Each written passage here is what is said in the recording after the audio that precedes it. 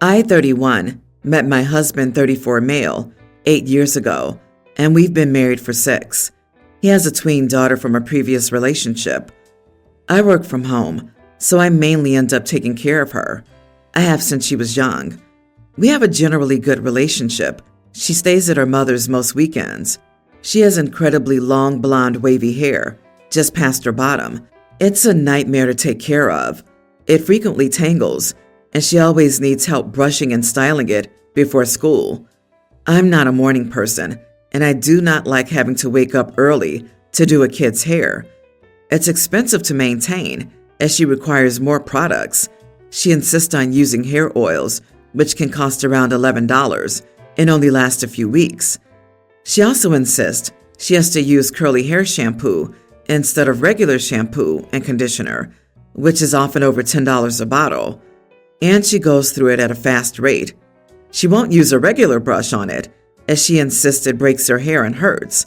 So she uses a wide tooth comb, which takes a long time to brush when she could be doing other more productive things, such as homework or helping me with chores.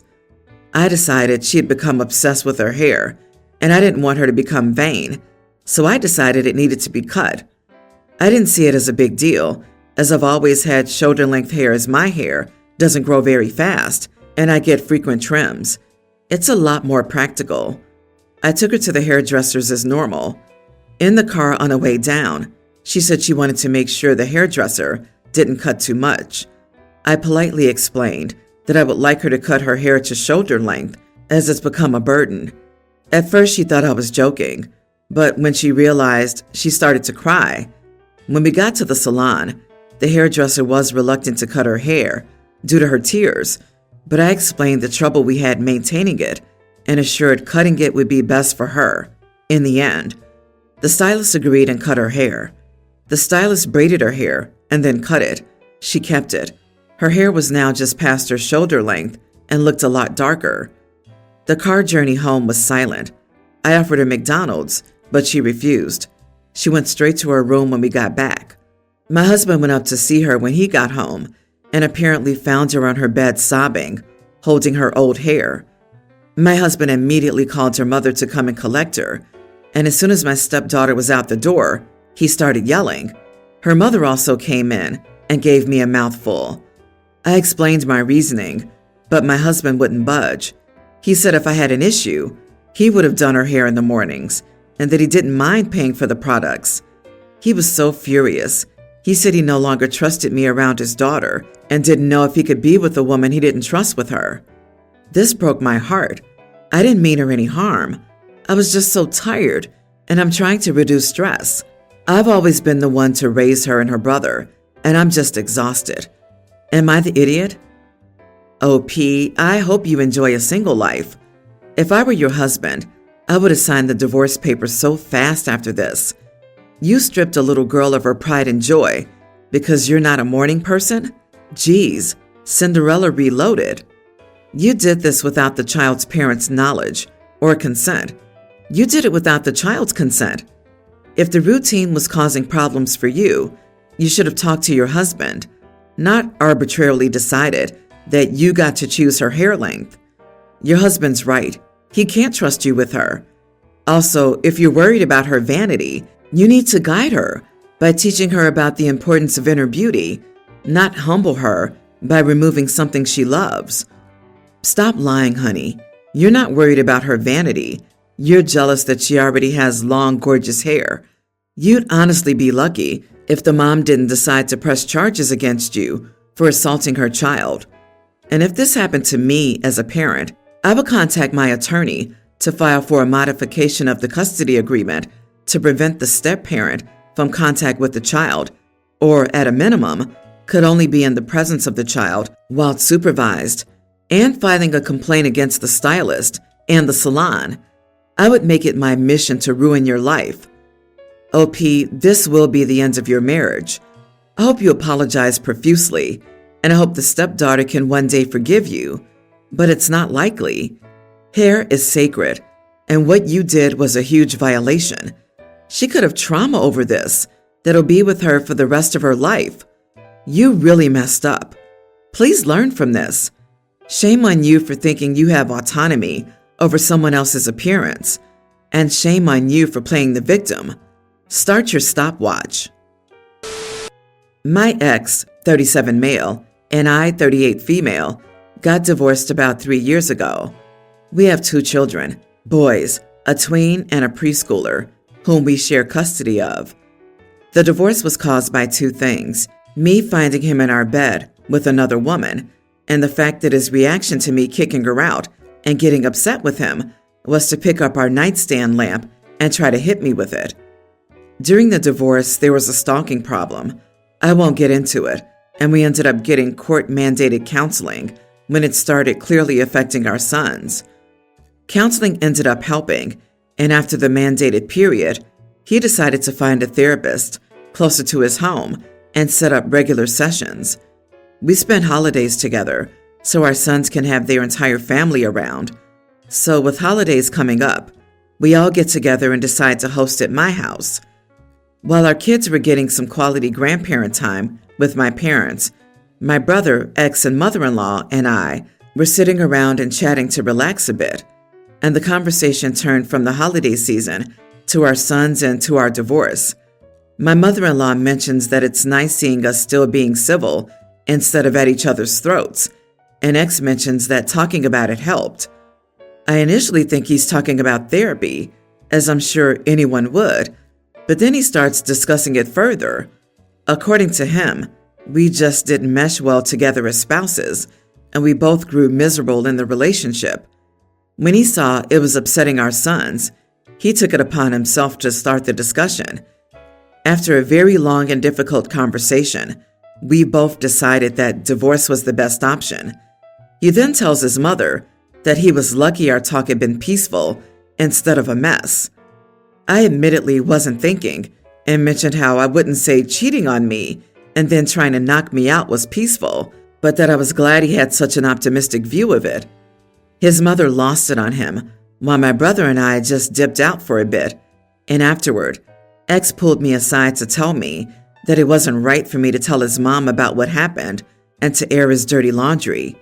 He had apologized and changed and was still actively trying to get better, and it hurt to know that I was still upset with him over a mistake that happened years ago. My brother said that he understood where I was coming from and agreed with me, but that it was a bit of an idiot move to tell his mom during a holiday instead of simply pulling him aside and talking to him about it, especially since we'd all be under the same roof for a few days. No one told my parents or the kids what happened when they finally got back, but I'm not naive enough to believe they hadn't noticed that something had happened. Not the idiot. Not a darn chance in this world that you should have to feel a little bit of sympathy for that. He didn't give 2 craps about marriage while having intimacy with someone in your bed, your home, and had the audacity to have a reaction and physically abuse you. He assaulted you in your home. I'm not sure what kind of a father he is, but his family should be aware of his deeds and why this marriage is not working out anymore. It's not about dirty laundry. He made those choices consciously. Not only did he lie by omission to being a cheater and abuser, but he also had the audacity to pretend he was the one who recognized the problem and took positive, proactive steps to end the marriage on good terms. What a giant idiot. OP, your brother's wrong. You were completely right to let his mother know exactly what he's capable of. Arg, I'm so angry on your behalf. At least mother-in-law was also angry and didn't try to defend her precious baby like so many do. His mother's lucky she isn't spending the holidays visiting him in prison for aggravated assault and stalking. The fact that you have come so far as to be able to speak to him with civility and spend holidays together is unbelievable. He sat there and lied to his mother, and now she knows the truth that she should have been told when it all happened. He's had plenty of time to do this, and the way he tried to spin the facts is a sign that he's in need of more therapy. If X can lie his face off, then you're allowed to tell the truth. Tell Fragile Ego X and Dainty Feelings Bro to shut up. I got divorced 5 years ago, and I lost a lot. My ex got the apartment and our car. I was okay with it because she had our children, and I wanted everything to be as stable as possible for them. I ended up moving in with my grandmother to make ends meet. I think my ex and I were doing a decent job of being co-parents. I spent a lot of time with my kids, and I've never missed a child support payment. My grandmother became ill during a global issue, and I was basically her caregiver. She made it through, but it knocked her on her butt. She passed away about 2 months ago. I'm an only child, but my parents are both irresponsible, which is why they couldn't help me out when I needed somewhere to live. My grandmother made me her main beneficiary when she passed away. All that she said was to take care of my kids. I sold her house after I gave everyone their bequest. I took the money and the rest of the estate, and I bought myself a house and a car. Her house was old and not in a great neighborhood for kids. I also put money into my children's education fund. When my ex found out what I did, she got upset. She said that I owed her more child support now. I checked with my lawyer before I did anything. Money from an inheritance, the sale of a house, or a lottery does not count as income. If I had invested the money instead, then the interest would count as income. She thinks I intentionally screwed her over. I now have a good, reliable car for work and a nice small house in a good neighborhood for when I have the kids with me. We're fighting about it, but I don't think I'm in the wrong. Edit. If I didn't have the kids, I would have taken the money, moved to the Philippines, and retired. I don't want 50-50 custody. She's a good mom, she has a job, and I need to travel for work. You're not the idiot. It sounds like you spent several years living tight, sharing an apartment with your grandmother, caring for her, etc. You certainly weren't living high on the hog then, and you aren't now. You bought a small home and a reliable car, which will benefit your kids. You put money in their education funds. It sounds like you're responsible with the money, and she's just mad that she doesn't benefit from it. It's not like you came into a huge fortune and bought a beach condo and a private plane. Even if you had, you still wouldn't owe your ex squat for our purposes here. I hope your lawyer's correct. Your inheritance money? I think you mean our inheritance money. We might be divorced, but what's yours is mine, and what's mine is mine, and mine, and mine, and mine, and not yours. Don't make me use the kids against you. Did I accurately depict OP's ex well enough? I think that's the ex's main issue here. OP is now in a stable position where you can potentially go back to court and ask for more custody of the kids, which would mean less child support for the ex. Sorry, not sorry, but your ex is just mad that she isn't getting money, not your kids. Ignorance of the law is no excuse. You talk to the lawyer, and everything's on the up and up. So she's going to have to suck it up and stop being jealous. You have a right to have a nice home and a car, especially for your kids. Do you think buying yourself a nice house and a nice car is what your grandma meant when she told you to use the inheritance she left for you to take care of your kids? Maybe grandmother thought it was all going to the kids' college fund. How much do you currently pay in child support? $300 a month for 4 kids, or something like that, because money doesn't go far with kids in this economy. You are the idiot for leaving the actual child rearing up to your ex. Now that you have no excuse, you should honor your grandmother's final wish and care for your kids instead of yourself. If you're just a weekend father, then the house in the nicer neighborhood is really for you, and your kids are still stuck in an apartment most of the time. Get a new job or figure something out the way you would expect her to do for your kids. I, 22 female, recently came home to visit my family for my little sister's B-Day, young teen. I thought it'd be fun to treat her to her girls' day out and take her to the nail salon and buy her a new outfit for summer. While we were out at the salon, my sister asked me if I could also pay for her waxing, brows and lip area. However, the issue is my parents, who are more conservative. We're Southeast Asians, so she does have darker, more visible hair. My mom is pretty adamant against removing body hair, even shaving, or any form of makeup until you're an adult. Not sure why, but it's always been a thing. I ended up giving in since she told me she was getting self-conscious about it and didn't want her feeling down on her birthday. Anyways, when we came back home, and I pretty much got kicked out and yelled at, which sucked, it got out around the family. And while some people didn't understand why my parents were mad, some of my cousins and aunts told me that I was a bad influence and that I was telling my little sister that having body hair wasn't okay, which wasn't my intention at all. Anyways, I've been kind of lost on how to feel about this situation and wanted some other perspectives. Am I the idiot? Not the idiot. It doesn't matter what your mom thinks. If your little sister wants it off, she should have the autonomy to do so. Her age is plenty old to be making decisions about your own appearance, but she should be aware that having it is not an issue. She should be removing it because she wants to, not because she feels pressured by beauty standards. If adult females are allowed to shave or remove body hair, then are they saying that body hair isn't okay? Why is it different if someone younger does it? This seems hypocritical and lacking in logic, at the least. I got bullied so badly at her age for facial hair. This would help with that. Although with these emotionally abusive parents, I'm not sure her mental health will fare well anyway. I'm Middle Eastern, and my mom was the same way when I was growing up. I just started pushing back at around 15 years old, did whatever I felt like. She continued trying to be controlling, even after I had a family of my own, including 3 kids. I cut her off completely a year ago and have never looked back. I hope your parents see how much damage their controlling behavior can cause before it's too late. I wish you the best, and you're a wonderful older sister. Your sister's very, very lucky to have you. I'm male 26, started dating my girlfriend 27 2 years ago, and we've been living together for the last 5 months. So yesterday was my girlfriend's birthday, and I did a small celebration for her at midnight.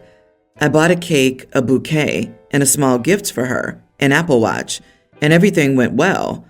I also had dinner planned in my head, but my girlfriend's close friend was in the city, so she asked me if we could both go for birthday dinner with her 3 friends. I happily accepted because it was her birthday. In the evening, we had her birthday dinner.